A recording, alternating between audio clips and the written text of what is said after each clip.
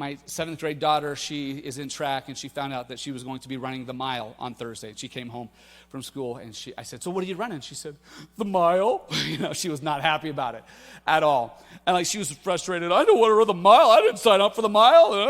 And she's just spiraling out of control. And whenever something like that happens in her life, her anxiety level goes from 0 to 15 on a scale of 0 to 10. She's just always there. And so we're doing some sports psychology stuff, and we're talking to her, and I'm like, you're going to be okay, you're going to be fine. And she just spirals, and she's like, Dad, what if I get last? And I'm like, I don't think you're going to get last.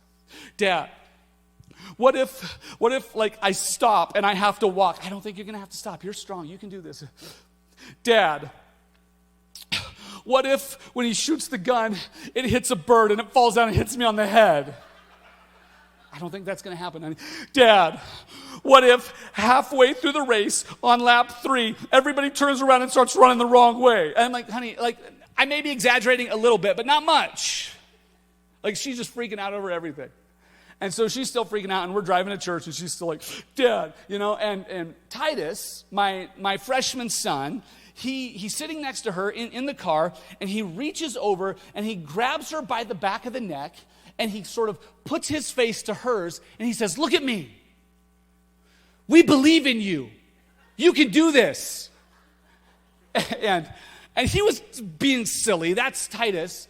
But I'm driving, and I said, yes! He's right.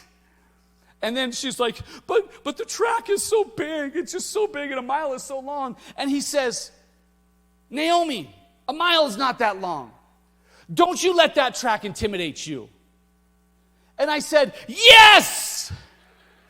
He's exactly right. I don't know how he's right, because he's never ran track in his life, but he is right. What in the world? What happened to this kid? If he could just use his power for good instead of evil, he could make a difference. But I said, yes. And I felt like Jesus was the same way with Peter. Peter, yes, you are right. Exactly. I mean, Peter, man, that wasn't up into the right moment.